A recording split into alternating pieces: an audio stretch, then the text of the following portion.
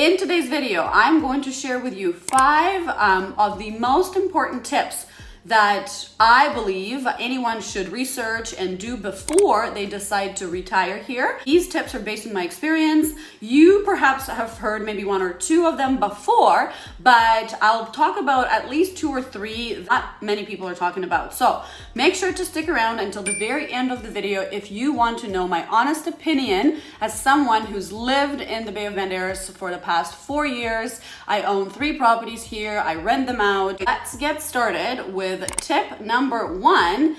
If you are new to Puerto Vallarta, there's so much more to Puerto Vallarta than the resorts. And even if you have traveled here and stayed in Airbnbs, I would highly recommend changing locations and renting for a couple of weeks in all of the different locations of the Bay of Banderas. So there is Zona Romantica, that is the hub, the party place. It is got amazing energy.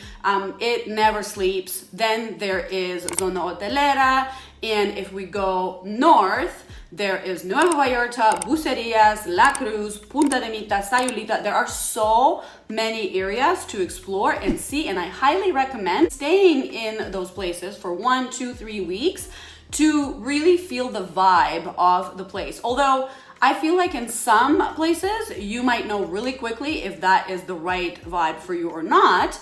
But in others, for example, if you're going to compare Bucerías to Nueva Vallarta or Nueva Vallarta with Zona Hotelera or Marina Vallarta, there are some similar traits. There are also very different pieces to these areas. So I would recommend staying and renting a place in different places for 2-3 weeks if you're able to truly feel what it would be like to live in the Bay of Banderas. The weather is very different, and there are disruptions, especially in low season. So if you are planning on staying here for an entire year, you need to plan for that, and you need to figure out which community may be most suited for you. I'll give you an example. I used to live in a community in Nueva Vallarta where we would regularly,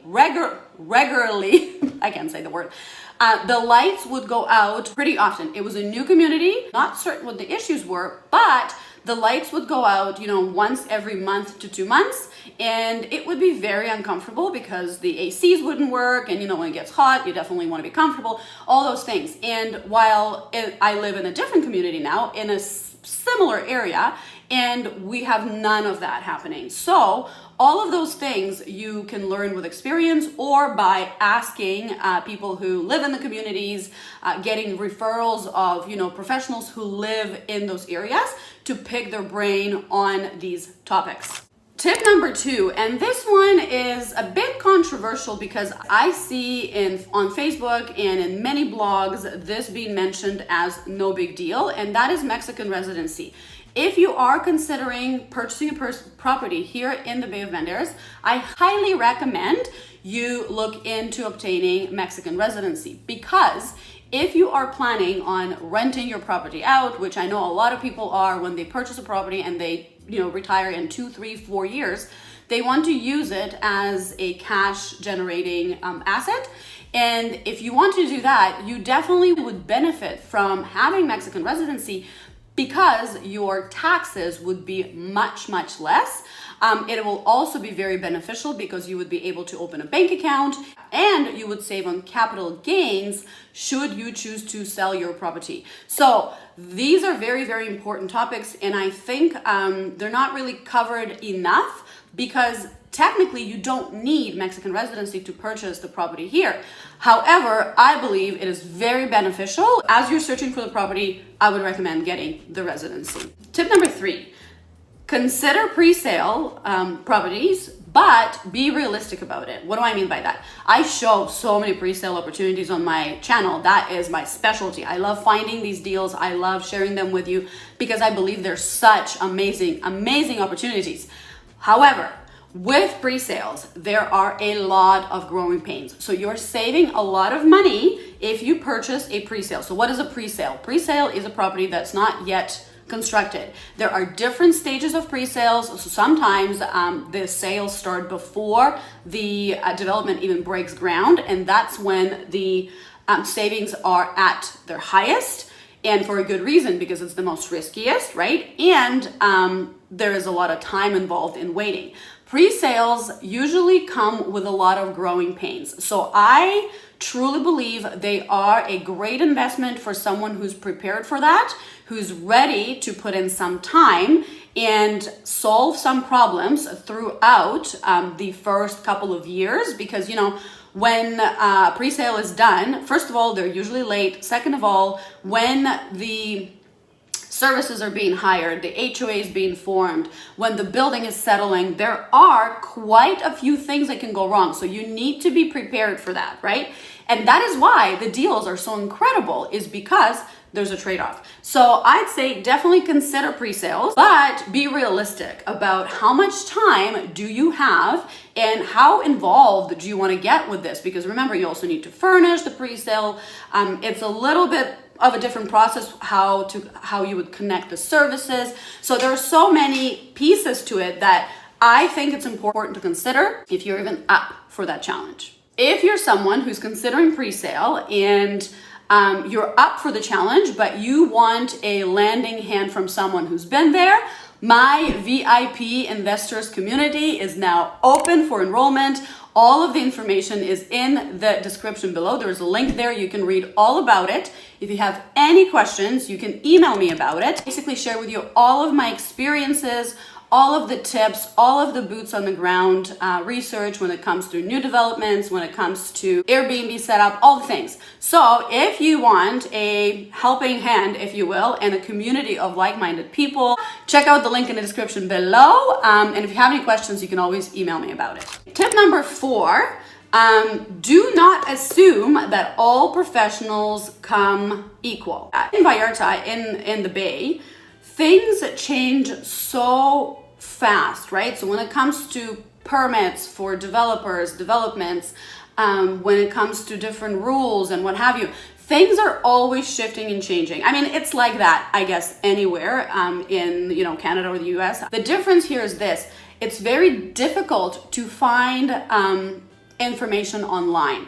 Whereas in Canada, for example, if I needed to find out if, you know, a property has a permit, I could go online and check the information, and that information would be 99% accurate. Here, there are 2 issues that I see. This is just my opinion. Issue number 1, the information is not as updated. And issue number 2, if you don't speak Spanish, it's very difficult to understand what it means. And also, if you're not really versed in what the process is like, it's very difficult to understand.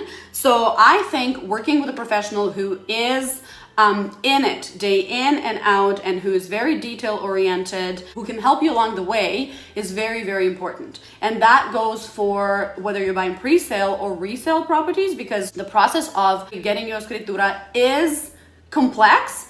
And you definitely need someone by your side who could explain it step by step by step. And my suggestion would be to speak to a few people that you trust and then ask them for referrals of the professionals.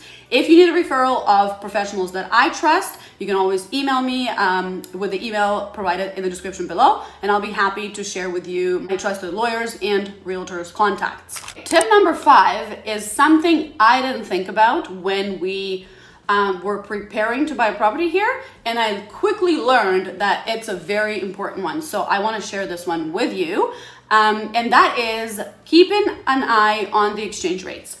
It is so important. If you're coming from the States or Canada, and if you are buying in pesos, for example, so if you're buying a pre-sale, most pre-sales are listed in pesos here right now anyways. So it's super important to watch the fluctuation of the exchange rates. If you were to transfer money, let's say on a Monday versus a Friday with a specific bank versus a specialized company that just deals with transfers, you could save $5, $10, even $15,000 depending on the size of your transaction. So on average, however, for a transaction that's around $200,000, the savings could be up to $7,000, $8,000 just based on the fluctuations during the week and based on who you choose to transfer your money with. So this is super, super important, you guys, that you want to be prepared for, because if you are putting in an offer,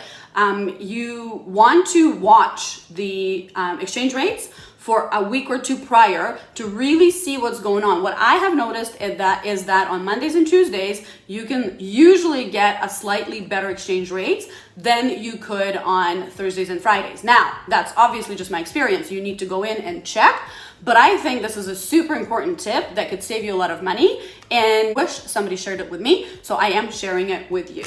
And final bonus tip, if you will, learn the language, you guys. As much as you don't technically need to speak Spanish, there's a lot of English spoken in the Bay of Banderas, but to truly immerse in the culture and to truly benefit from living in this beautiful place, I highly recommend learning Spanish for many, many, many reasons, such as, you're going to get a lot of respect from the locals. You will be able to understand the culture better because, in order to speak a language, in my opinion, one needs to really immerse themselves into the culture and practice. And I think that will help integrate into this country, into the community. So that is my bonus tip for you. Now, your turn. Let me know in the comments below. What is your journey? Are you looking to retire in Mexico? Are you looking to buy a property as an investment? Thank you so much for watching until the very end, and I will see you in the next video.